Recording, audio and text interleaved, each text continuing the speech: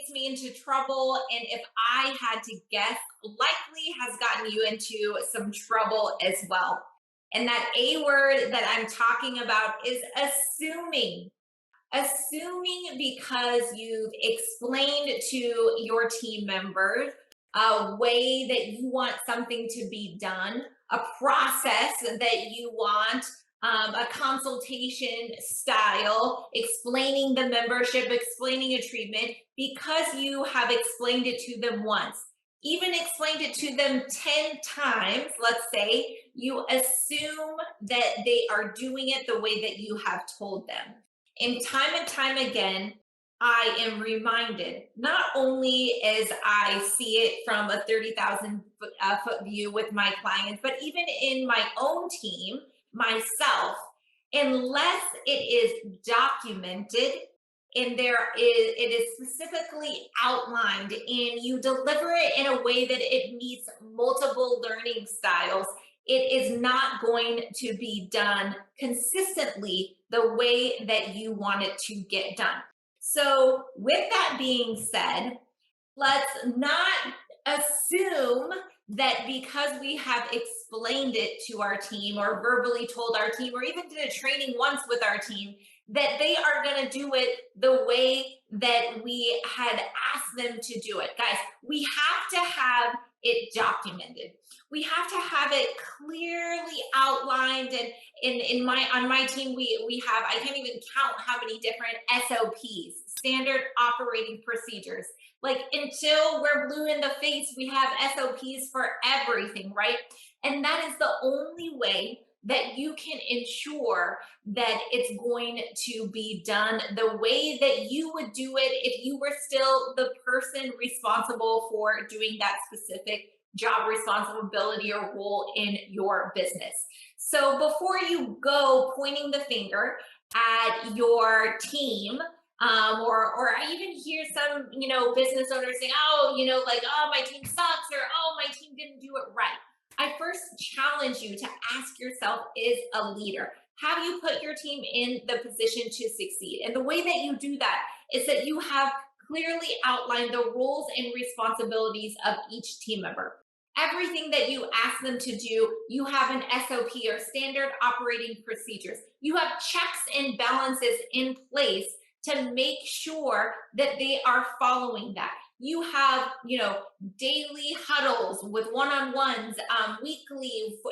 You set benchmarks or KPIs, key performance indicators, and goals.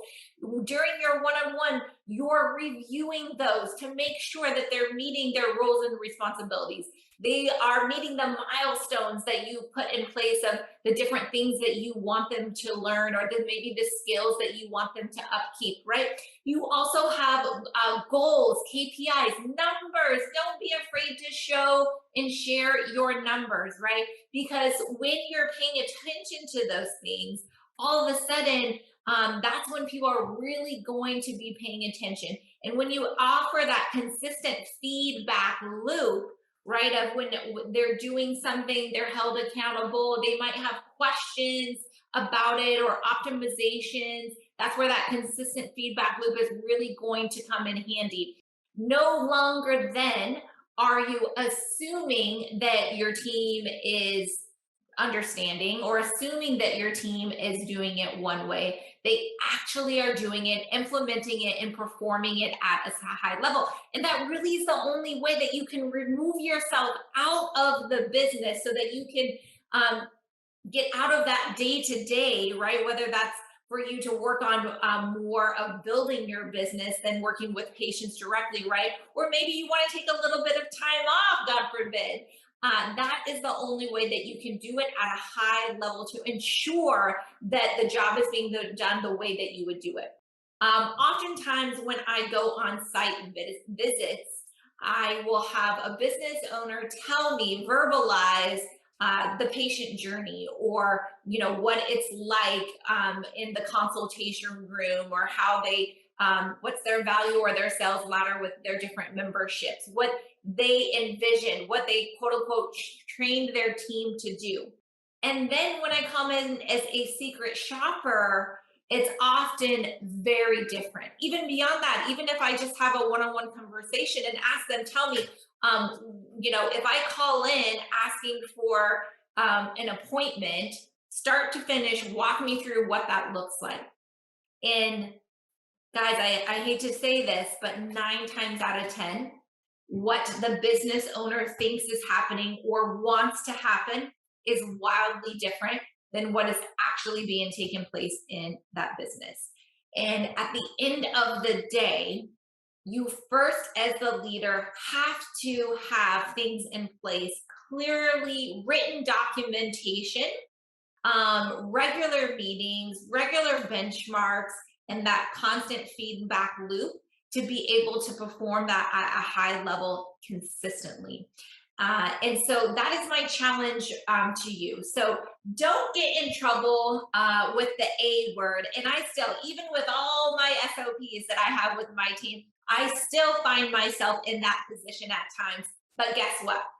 The difference is that when I see that take place, boom, my team, we're off to the races, building an SOP, building a benchmark, setting KPIs, integrating it into our daily huddles, our monthly, our quarterly reviews, so that we're making sure that things are not slipping through the cracks. So that is my challenge to you so that you decrease the frequency at which the A word, assuming, gets you into trouble by really getting your house in order, documenting, having SOPs, having regular team meetings and one-on-one meetings. And if that's something that you would love to learn a little bit more about and baby step into implementing that, please make sure that you reach out to your account manager and myself, and we would love to help you with that. Because oftentimes what happens is once we get you busy with new patients coming through the door, then that's when those cracks in your foundations really start to become apparent. And once you are able to fill those cracks in your foundation, guys, that's when things get really good. That's when the average ticket sale really gets bumped up. That's when the new patient that came in off of that front end offer for laser hair removal or just $10 Botox, whatever it may be, right? That's when they come back again and again and they buy multiple services or a large package or a membership. That's when it gets fun and exciting. But we have to have our house in order. We can't assume that because we've told our team that you want it done in a certain way, that it's going to get done consistently and at that high level. Because there's just so many moving pieces, so many fires to be put out in the day, right? And so we constantly need to challenge ourselves to make our foundation and systems in our business better.